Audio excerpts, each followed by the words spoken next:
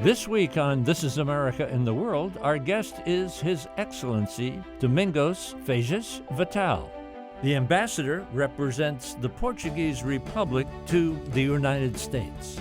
Formerly, the ambassador served as representative from Portugal to the European Union and Portugal's Consul General to Sao Paulo, Brazil.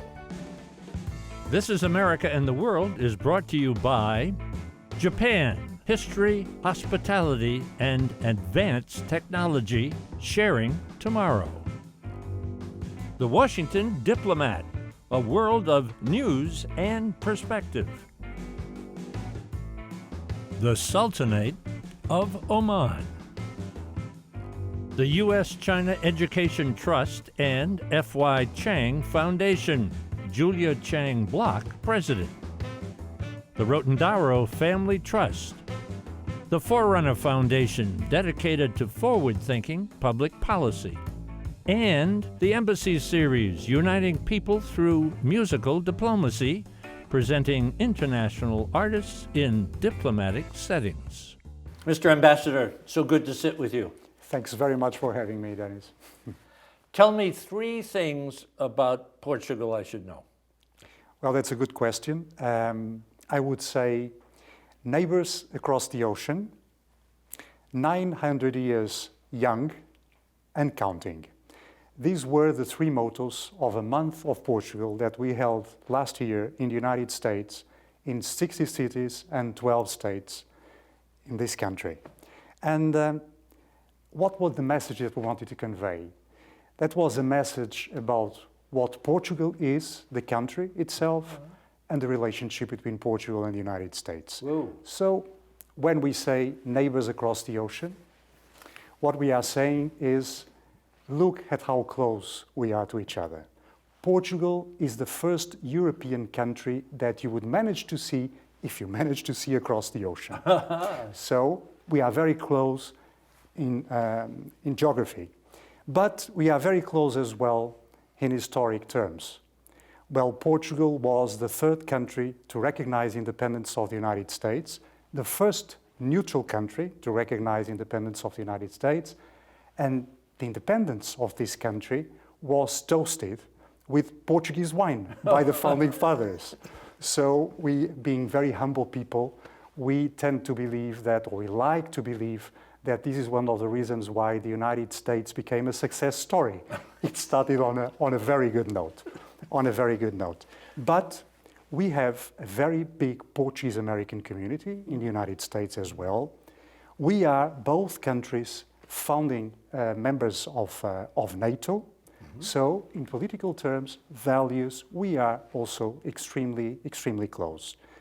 The second motto was Portugal 900 years young. Uh-huh. And so the message was, Portugal is of course an old country, by the way, the oldest European country within the same borders, but at the same time, a very vibrant, tolerant, innovative society. Mm-hmm. So that was the second message. And the third one, and counting, because we are a forward-looking country. And so the idea is we are preparing the future as well. Ah, well, thank you for that answer. And it's nice to know about the connection between the two and the toast with the wine from Portugal. I'm fascinated with the geography because people in our country, when they focus on Europe, they say way, way, way over there on the left-hand side is Portugal. Cool. But that location has served the country well, huh? Absolutely, absolutely. Trading, exploration, colonization as well, an empire at one time. Yes. We have a very, very well-known poet in Portugal. His name was Pessoa, who was to say that Portugal was the face of Europe. If you look to the European map, you could see the nose, the mouth. That's Portugal. That's the face of Europe. And so we are at the same time a very proud member of the European Union, always at the forefront of the integration of Europe, the integration process in Europe. But at the same time, we are an Atlantic country. And for Portugal, we only had two neighbors. It was Spain, our continental neighbor, and the sea, and the ocean. And so we had to look for opportunities. And so geography explained, as you were saying, to a very large extent, what happened, our past, our history. So we started navigating. We set up in Portugal a nautical school in Sagres, gathering all the expertise in the nautical arts in Europe, all these people in Portugal. We started developing some new technologies, so new nautical instruments, new vessels, improved cartography, and we started sailing. And there was in Portugal at that time our sort of CIA, Portuguese CIA, you know, some warehouses where we would keep all the maps of the countries and places that we had been discovering as a secret, because we didn't know other people to know about them. Of course, now they are an open secret, but at the time it was very important to make sure that only us, we would know about these places. Reading some history of Portugal, three countries jumped out at me. Number one was how you all found India. Yes. You got to India. Yeah. We have done programming in Oman on a number of occasions, and all of a sudden Oman shows up. And then Brazil. Yes. My Lord, I mean, you are all over the place. That's very, well, I would say three very good examples, very good examples. You know that India, well, Da Gama, of course, we used to say that he discovered the way to India through the Atlantic and then the Indian Ocean. And we've been in India for centuries, centuries. By the way, sometimes people do not know, you know that we have a very close relationship with the United Kingdom for a long, long time. And one of the Portuguese princesses became queen. By the way, Queens in New York is named after her. It was Queen Catherine of Bragança. And Queen Catherine, when she went to the UK, she had a very odd habit. She would take tea every day at 5 o'clock. And the court started following the example set by the Queen. And this is how the 5 o'clock tea became a tradition in the UK. I think in Queens now they call it happy hour. But she came in her dowry with a place called Bombay. And that's how the British Empire in India started. Wow. It was with the dowry of Queen Catherine, and she was Portuguese. By the way, you were talking about these places. The 4th of July, I met the new ambassador of Sri Lanka. And when he introduced himself, he told me, well, Domingos, you know my name, I am Pereira. Pereira in Sri Lanka, because you have a very strong Portuguese footprint in Sri Lanka as well. Oman, the Portuguese built 400 fortresses in Oman. So it was Portuguese for some time. And we are, by the way, neighbors and very good friends with the excellent ambassador of Oman to the United States. She's a remarkable lady. Wonderful. And all of a sudden you're off in Brazil, huh? As well? Yes. And a large Portuguese population in Brazil, huh? In Brazil, yes. We say, well, they speak Portuguese as we do. We say that they speak Portuguese with sugar because it sounds very sweet to our ears. But we arrived in Brazil in 1500, and there is a very interesting story about Brazil. You know that during the Napoleonic Wars and invasion of Portugal, the royal family of Portugal went from Portugal to Brazil. Yes. The whole royal family, the king, queen, all of them, they went to Brazil. And then King John VI was crowned King of Portugal in Brazil. And then when we expelled the French from Portugal, the parliament told the king, you have to come back. The capital is here in Lisbon. And he said, well, you know, I like Brazil so much. I really have to go back? Yes, you have to. You have to.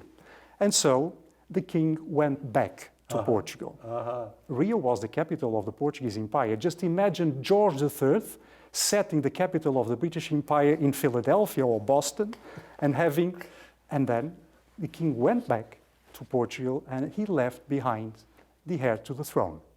And the heir to the throne proclaimed the independence of Brazil.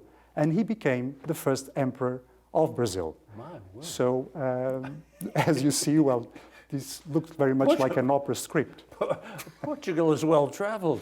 At the same time, wars, invasions, Black Plague, a major earthquake that destroyed the country, really. 1755. So it's kind of good news, bad news story, huh? Yes. You've struggled, histories. huh?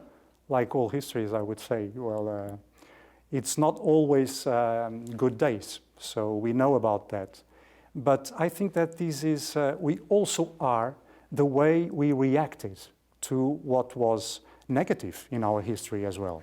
So I would say that you were talking about our footprint in the a little bit everywhere, but we also have this global footprint in Portugal, in the country itself.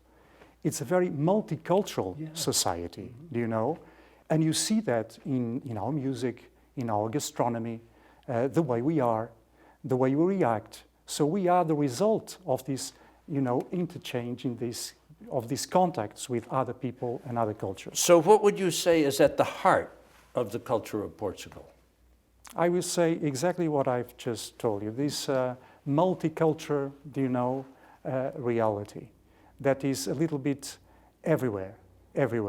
At the same time, very genuine, because we are very European, we are a European country, but encompassing, So we tend to absorb everything, like a sponge in a way, and make it part of what we are. Maybe the fact that we had so many immigrants all over the world. We have this big Portuguese American community in the United States, 1,500,000 people in the United States, helped us in a way, because we have this story of immigrating, going to other places and looking for opportunities elsewhere. So we understand when people come to Portugal looking for opportunities. What if you took all Portuguese with this multicultural imprint on them?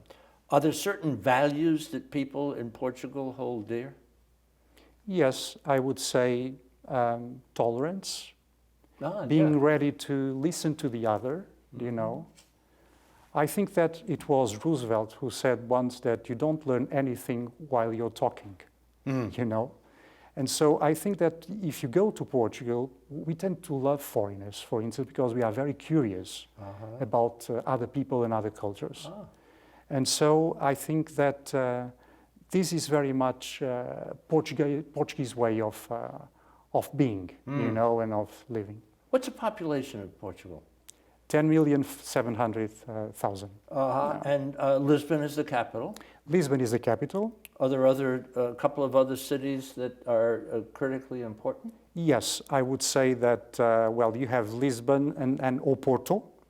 Porto in the north of the country. What happens there? Porto is a very industrial city, and that's where port wine comes from. Oh, okay. So you have a wonderful World Heritage Scenery, which is landscape, which is the Douro Valley, that is becoming increasingly popular with the Americans, by the way. We now have more than 1 million Americans traveling every year to Portugal, and they love Oporto and the Douro Valley, so wine regions in general. Portugal is a wine country. We have 250 varieties of grapes in Portugal. And so we tend to have blend wines, and they are beautiful things to build, we love it. And Americans love wine as well, so they are people of good taste. What drives the economy? Tourism is huge. It's like 20 million people? 20 million. It's double of our population. Whoa. Double of our population. What else is driving the economy? I would say that 70% of our economy is services driven. Services? Services driven. So 22.5% is trade goods in general, and then you have agriculture that makes 2.5% of our economy. But there was a big change in our economy recently. You know that when the economic and financial crisis unfolded, Portugal was seriously hit. And so we had to turn to our partners and to the IMF for a loan that came with a very strict adjustment program attached. And so for some years, we had to adjust our economy to a new reality, a totally different reality. And so lots of reforms have been approved, lots of sacrifices have been made, but at the end of the day, it paid off. So we have the recovery there. Just to give you some figures, the unemployment came from almost 20% now to 6.7% in Portugal. The economy is growing above EU average. And so I would say that, and there was a very important structural change. Now it's an export-driven economy. Before the crisis, export meant for in general for the Portuguese economy around 22% of our gross national product. They now represent 45%. What are you exporting? Lots of things, but in general, I would say machinery. If you talk about the world in general, to the United States, oil refined products, even spare parts for airplanes to the United States. Maybe you do not know, but when you cross Easy Pass in the United States, you're crossing Portuguese technology. We were the first country in the world to have a toll system, and it was sold, Portuguese technology, it was sold to the United States 20 years ago. Whoa! So every time you will cross Easy Pass, you will remind this interview. So we have agriculture, we have industry, services, minerals, I gather. Yeah, well, not that much. Not that much? much. Not but that cork, much. what do I read about cork? Cork. Tell us about... We are the biggest world exporter of cork. How did that happen? Of cork. And it's a sustainable product. And these days when you talk about cork, you talk about lots of things. You talk about jewelry. You talk about even ties, hats that are made of cork. But you are talking about, for instance, space programs. You know, space vessels, some, they use cork as well. It's a very, very good thing to use in space vessels. Is it something that you can use as a stopper in a wine bottle as well? As well. Of course. I gathered that when the financial crisis hit, that a lot of people emigrated, but now there is a program, return to Portugal. Yes. They want some folks to come back home. Yes, and they are coming back.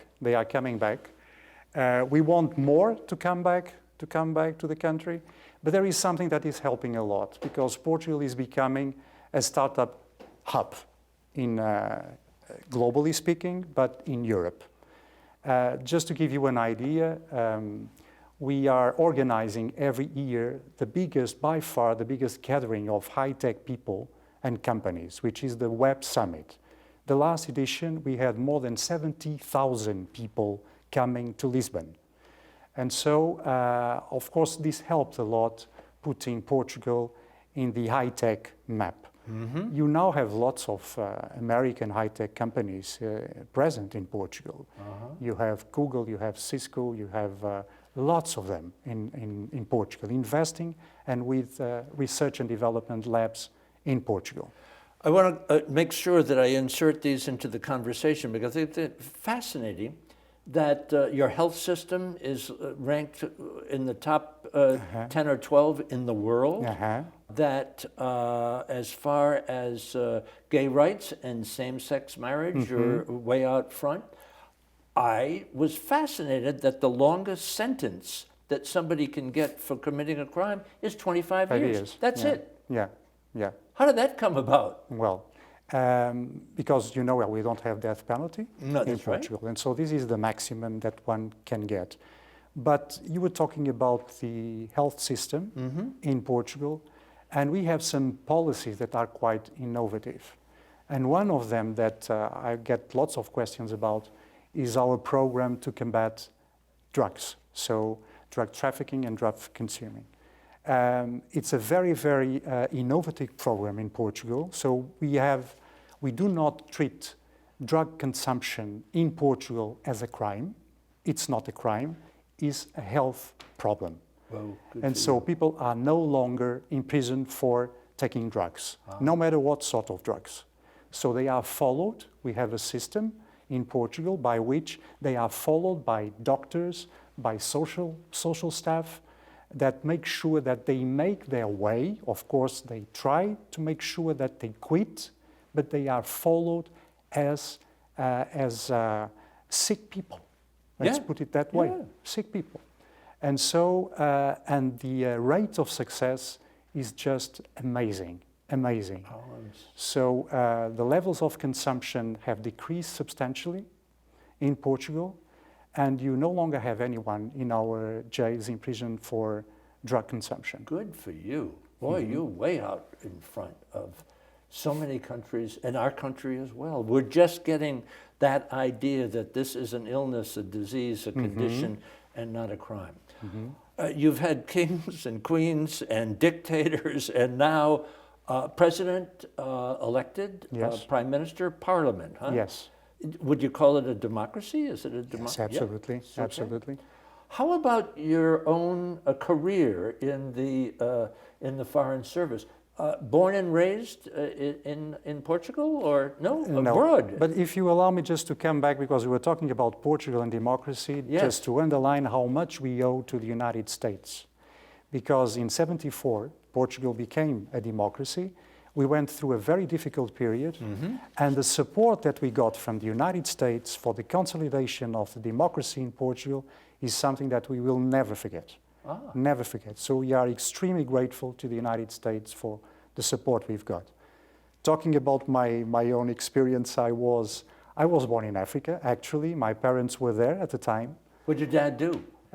He was working for a bank, and they had some branches in Angola, and so he was working for a bank there.